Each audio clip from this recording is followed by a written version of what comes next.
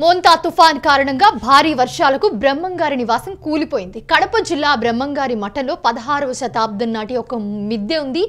అందులో పోతులూరి వీరబ్రహ్మేంద్ర స్వామి నివసించేవారు. అయితే తుఫాను ప్రభావంతో ఎడతెరిపి లేకుండా వర్షాలు కురుస్తుండడంతో మట్టి మిద్దె నానిపోయి మొత్తం కూడా పడిపోయింది.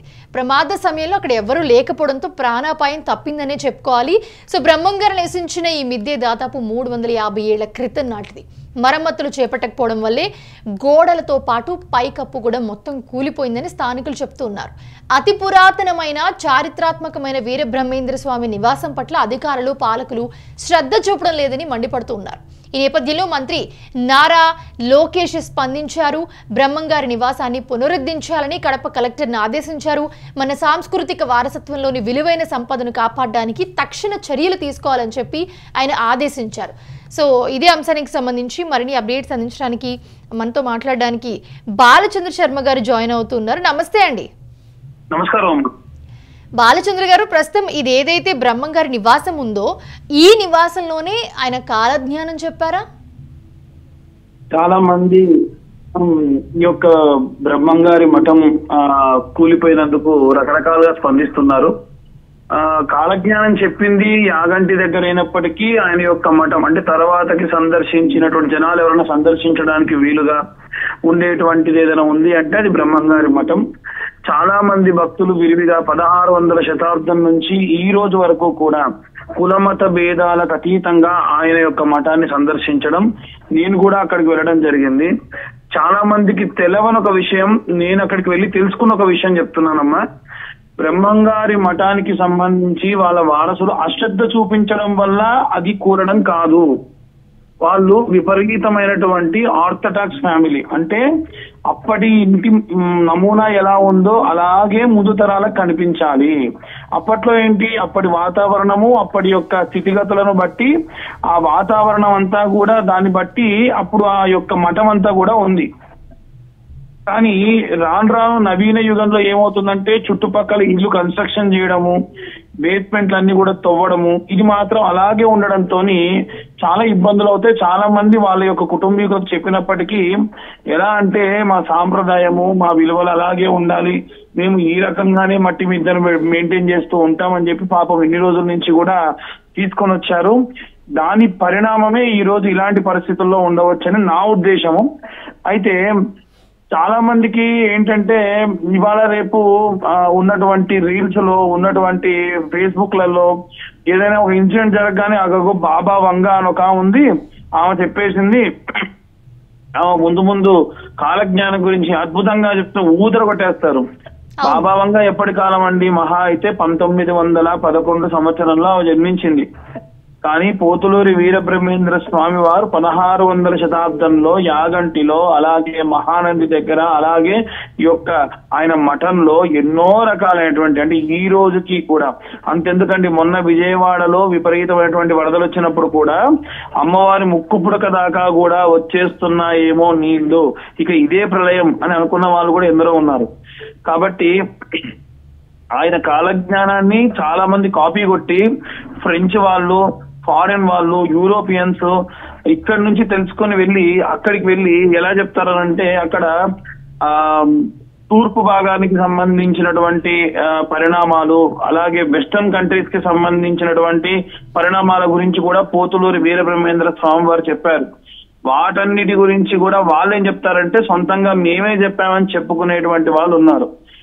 కాబట్టి మన వరము మన అదృష్టము ఏమిటి అనంటే పోతులూరి వీరబ్రహ్మేంద్ర స్వామి వారు పుట్టినటువంటి నడిచినటువంటి గడ్డపై మనం పుట్టడం, మనం నడవడం, మనం తిరగడం, ఆయన యొక్క నిజంగా లోకేష్ గారు చెప్పినట్టుగా ఆయన యొక్క నమూనాలని, ఆయన యొక్క విలువలని, ఆయన యొక్క ఆస్తిని మన ఆస్తిగా భావించి మనం దాన్ని భద్రంగా కాపాడుకోవాలి. ఎట్టి పరిస్థితుల్లో లేనిపోనివన్నీ, అంటే వాళ్ళు పట్టించుకోవట్లేదని, ప్రభుత్వాలు పట్టించుకోవట్లేదని లేనిపోని మాట్లాడే వాళ్ళు కొంతమంది ఉంటారు. వాటిని ఎట్టి పరిస్థితుల్లో తెలవకుండా మాట్లాడకూడదు. మనం అక్కడ నిజంగా వాస్తవికత ఏదుందో దాని గురించే మాట్లాడుకోవాలనేది నా ఉద్దేశం అమ్మ. సో ఇప్పుడు ఏదైతే ఆ ఇంట్లో రాత్రికి రాత్రి ఒక బావిని తవ్వారు అని చెప్తారు, ఇది ఎంతవరకు నిజం? అసలు ఏంటమ్మా రాత్రికి రాత్రి ఒక బావిని తవ్వారు అని చెప్తారు. సో చాలా మంది అంటూ కూడా ఉన్నారు, నిజంగానే ఒక బావిని తవ్వారా అక్కడ? అసలు ఎందుకు, ఒకవేళ తవ్వితే ఎందుకు తవ్వుంటారు?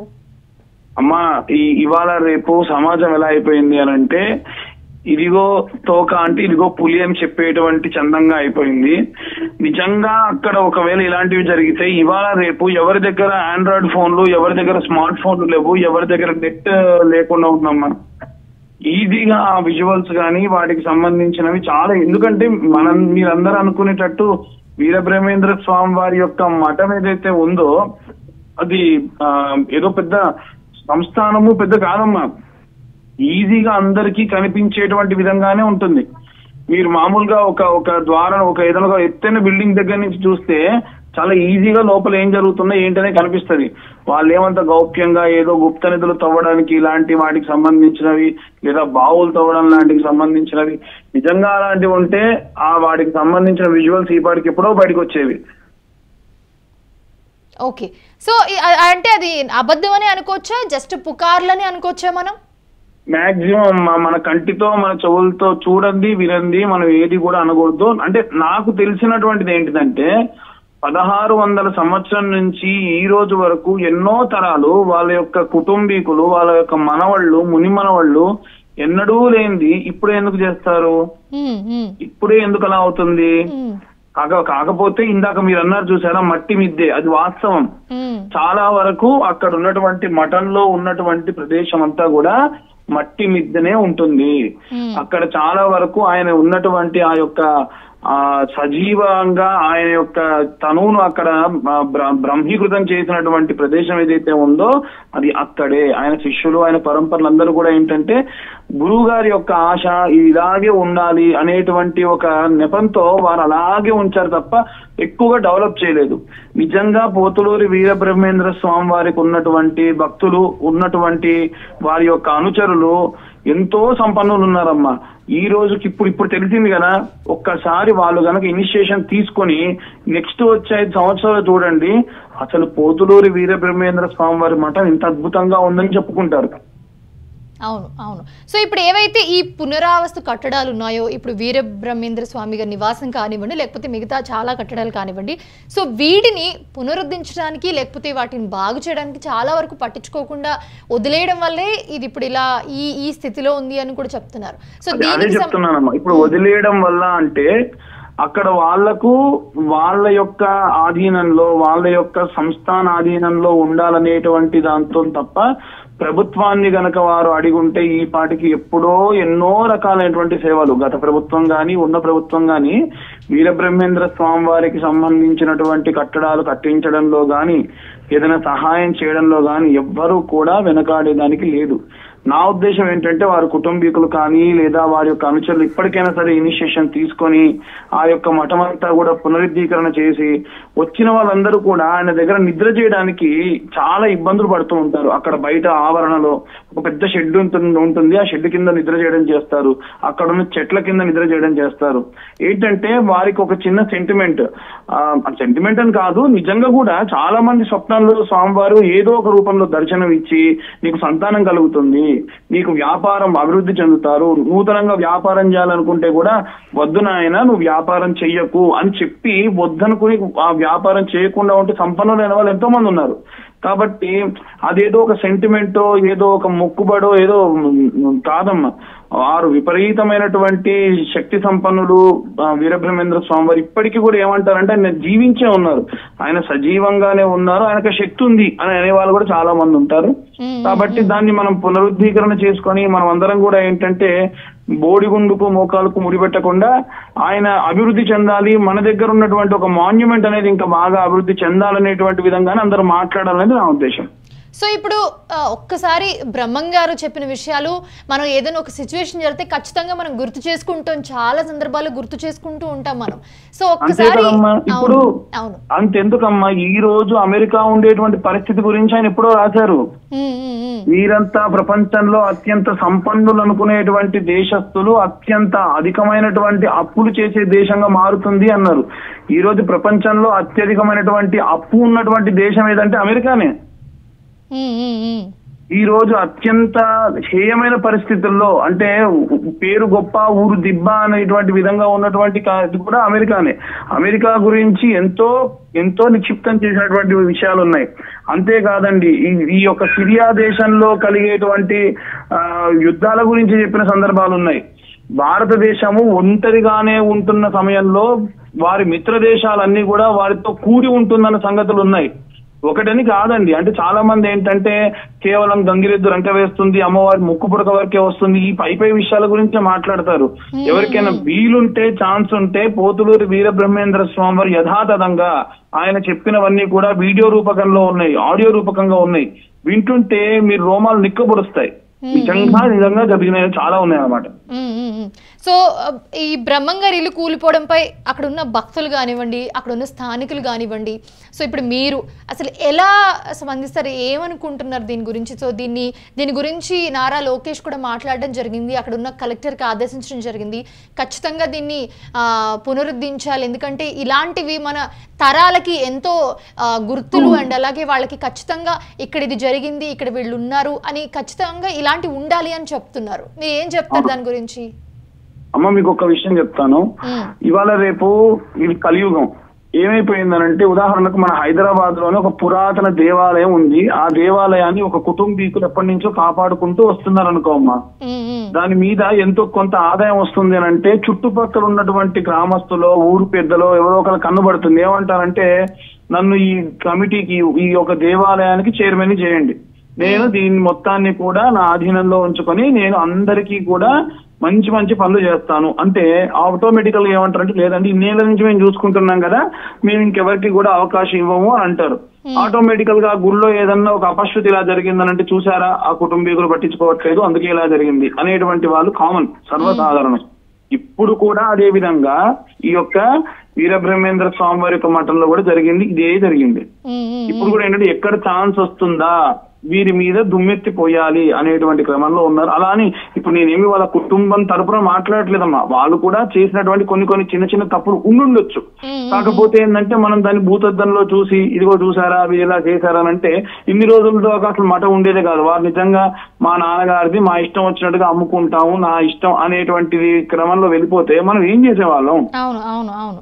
సో ఇప్పుడు ఆ వారసులు కానివ్వండి, ప్రభుత్వం కానివ్వండి, వీళ్ళు ఎవరు సరిగ్గా పట్టించుకోలేదు అన్న దీని అంతటికి ఇదే రీజన్ అని అనుకోవచ్చు. ఎందుకంటే ప్రభుత్వానికి కూడా ఎవరు చెప్పలేదు వెళ్ళి, సో వారసులు కూడా ఉండి కూడా నిజం గడప దాటేసరికి అబద్ధం ఊరంతా తిరిగి వస్తుంది అన్నట్టు అవుతాయి. ఇప్పుడు ఏదైతే తొందరగా స్ప్రెడ్ అవుతుందో, మరి నిజం తెలుసుకునే నాటికి ఆఖరికి దాని గురించి నిజం ఏమిటి అనేటువంటిది మన మీడియా మాధ్యమాలు కూడా చెప్పరు, అబద్ధాన్ని మాత్రం బాగా చెప్తారు. ఎందుకంటే నెగిటివిటీని జనాలు బాగా ఇష్టపడతారు కాబట్టి.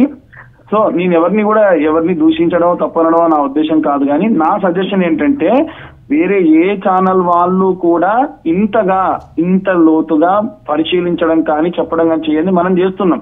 కాబట్టి మన ఛానల్ వాళ్ళకు రిక్వెస్ట్ ఏంటంటే, నిజాన్ని యథాతథంగా ఇవాళ ఇలా జరుగుతున్న డిస్కషన్ రేపటినాడు, రేపో ఎల్లుండో ఒక నెలకో విషయం తెలుస్తుంది అసలు విషయం ఏంటని. దాన్ని యథాతథంగా చూపించి జనాలందరికీ కూడా మనం కాస్త ఎడ్యుకేట్ చేయాలి. సో ఇప్పుడు అవును, ఫైనల్ గా ఇప్పుడు మీరు ఏం చెప్తారు?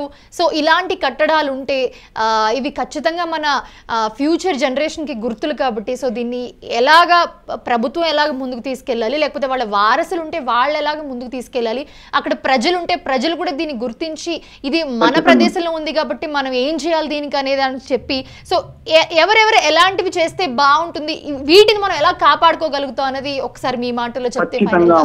ప్రభుత్వం ఖచ్చితంగా ఇప్పుడు ఒంటిమిట్ట రామాలయం లాంటి దేవాలయాలు కూడా పునరుద్ధీకరణ చేసింది ఈ ప్రభుత్వం వచ్చిన తర్వాతకి. ఎక్కడెక్కడైతే విగ్రహాలు ధ్వంసం చేశారో వాటన్నిటిని కూడా మళ్ళీ పునరుద్ధీకరణ చేసింది. అదే విధంగా ఇలాంటి మఠాలు, ఆశ్రమాలు, పీఠాలు ఏవి కష్టాల్లో ఉన్నా నా నమ్మకము ఖచ్చితంగా ఈ ప్రభుత్వం ముందుకొచ్చి సహాయం చేస్తుంది, చెయ్యాలి, ఖచ్చితంగా చేయాలి.